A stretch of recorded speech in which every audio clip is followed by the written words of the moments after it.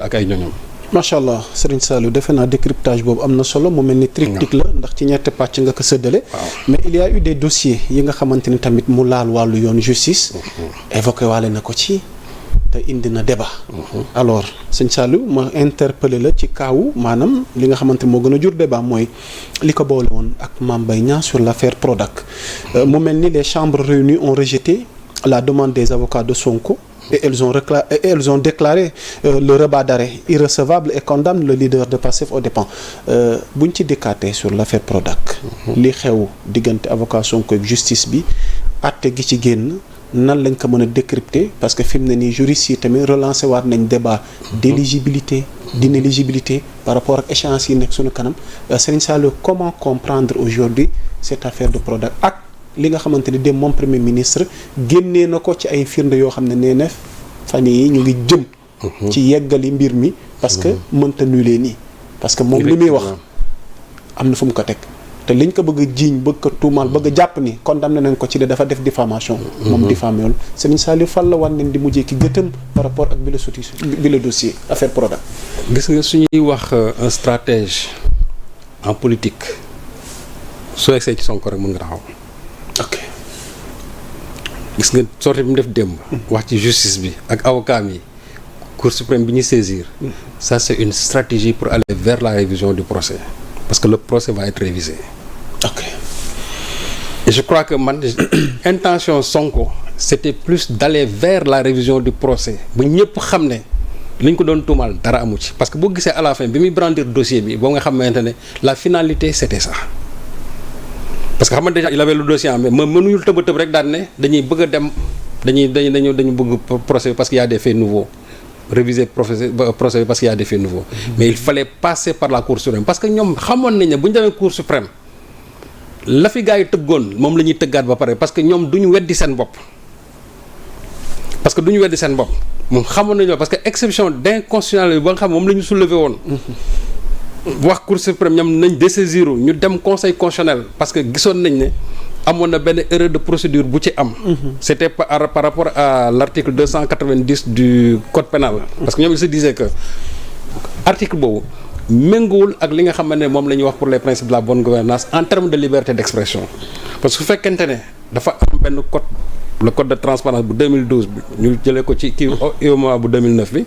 buy wax ne agent boo xamante ne tey gis nga loo xamante ni ay jalgati la wala loo xamante ni baaxul en termes de bonne gouvernance mais tu as l'obligation de le dénoncer. et je crois que tey article boobu nga xam ne mooy 290 bu ñu ko dindiwul dafay woroo ak disposition boobu. exactement donc déjà il y a un problème inconstitutionnel qui se pose. léegi nag avocat Sonko ñoom loolu lañ posé woon ne loolu mënul nekk c'est-à-dire que article ba nga xam ne ci la ñu fondé woon ba accuser Sonko condamné ko ci mais article tey méngoowul avec les standards internationaux en matière de liberté d'expression. léegi nag ñu ne comme que c'est inconstitutionnel te Cour suprême amul moom compétence yi mais il fallait aller au conseil constitutionnel pour que ñoom ñu mën a régler problème bi mais xam nga aussi boobu. comme ni ñu ko waxoon il y avait la commande politique qui était là il fallait vaille que Sonko moom soit déclaré sa candidature irrecevable parce que procès bi Sonko li mu wax démb vraiment warul naqari magistrat yi parce que commande politique boobu ñoom seen biir sax xam nañu am. sëñ Saliou bëggoon naa cee ñëw laaj la. ndax ni mu waxee magistrat duñ ci gis seen bopp. non attention. Sonko a fait la part des choses. ok nee na dans cette magistrature am na ay nit ñu baax ñu fi nekk. xam naa ci ñoo xamante nii dara mënul changer seeni conviction yàgg naa ko toog fii ko wax. exactement gis nga Ibrahima Ndoye bi ñu teg fii comme procureur de la République. dara mënu ko soppi. le juge Ablaye Ba bi ñu nekk cour d'appel dara mënu ko soppi. Moustapha Fall bi nga xamante ne c'est le président de la cour comment dirais-je du tribunal d'instance de Saint-Louis dara mënu ko soppi. Makabari je crois deuxième cabinet dara mënu leen soppi.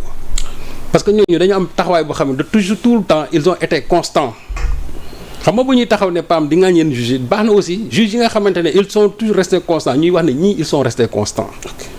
donc ni nga ci mën a tibbee ñu baax ñooñu mais noonu la amee aussi ñoo xamante ne dañu doy waar te Sonko ñooñu lay wax te loolu am na fii te ñëpp gis nañ ko parce que soo gisee affaire Mame Mbaye Niang bi ni mu demee sur la base simplement nga taxaw ne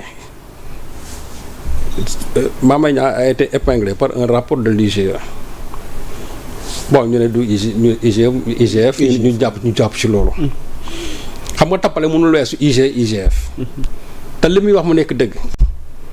après lu ñu wax ñu ne daf ko diffamé.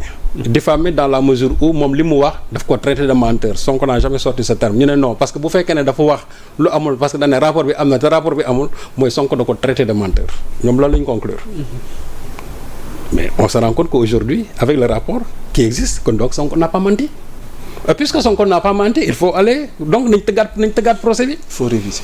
ci loolu la ñu jël c'est-à-dire engagé benn procédure 30 mars ñu door def procès bi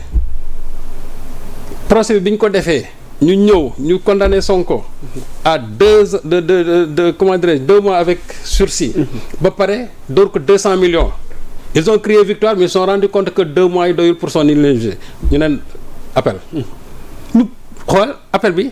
sax dañ ko violer parce que il faut au minimum 2 mois pour ça 30 mars la 8 mai c'est-à-dire que donc 38 jours ñu tëggaat appel bi alors que amoon na fi ay procès yoo xamante ni ñu ngi fi nelaw pendant presque 2 ans muy l'affaire Madiambal Diagne ak capitaine Touré. kenn waxu ci mais parce que il fallait ñu accélérer la procédure vider ko mu jeex te lu ne xew na ci Sonko n'a jamais eu l'opportunité d'assister à son procès lu ne gis nga dañ na ko ci. léegi ils ont crié victoire bi ñu demee appel bi parce que boobu ñan ñoo fa nekkoon aussi il y avait le juge Amadou Diouf moo fa nekkoon ak Bakhoum te ñooñu xam nañ ñëpp ci pouvoir bi lañ faraloon par pouvoir Macky Sall lañ faraloon ñun coono bu ñu mës a am ñun ñii ñooñu ko teg coono bu ñu mës a am ñooñu ko teg ak comment dire Abdou Karim lu ñu mës a dal ñun ñi rek ñooñu ko teg on nous a privé de liberté dans ce pays léegi nag ñun ñi nga xam dañoo privé de liberté ñoo xam ne ñii ñooñu privé de liberté mais nous on a la liberté d'aller dénoncer te Sonko ci loolu la nekk man aussi ci posture boobu moom ci laa nekk donc su fekkee ne ñooñu dañoo teg nit ñi coono baax na ñu rappeler ko wax ko te léegi maintenant le bouquet final mais c'était la Cour suprême parce que su fekkee nañu dem premier ressort dem appel ñu daan Sonko ñoom ñu dem Cour suprême fi ñu war a atte yëf yi définitivement pour atteindre l'autorité de la chose jugée ñu dem foofa ñoom aussi ñu neenal parce que il fallait que li ma la wax coûte que coûte ñoom ñu ne Sonko n'est pas du tout éligible et ça a été accéléré te imaginez par exemple au moment où on a condamné Sonko ci dans l'affaire Mame Mbaye Niang mais teguñu ci dara l'affaire Adji Sarr ñëwaat encore gis nga affaire Adji Sarr bi li nga xamante ne moo ci am on a encore condamné Sonko ci affaire je ne sais pas corruption de la jeunesse un délit boo xam ne ni kenn xamu ko dans l'histoire de ce pays là. ñu terminer ak Mame Mbaye Niang bi ñu ñëw ci kaw Adji Sarr bi donc dans l'affaire Mame Mbaye Niang waaw ñu terminer donc bi ñu demee Cour suprême pour que ñoom ñu àtte yëf yi quand on a soulevé l'exception d'inconstitutionnalité à propos de l'article 290 ñoom ils ont dit que non seulement l'irrecevabilité était irrecevable mais en plus leen rek lañ ci génne mooy la contrainte par corps parce que ils ont considéré la diffamation comme une infraction politique et c'est là où vraiment le problème est réglé moo tax ñi bëgg a taxaw surtout la presse manipulatrice bi bëgg a taxaw tey daal ne Sonko perd son éligibilité. ci laa bëggoon ñëw. ma ne le débat sur l'éligibilité l'inéligibilité qu'est-ce qu'il faut retenir Serigne Saliou. mais xam nga aussi jaamu sax.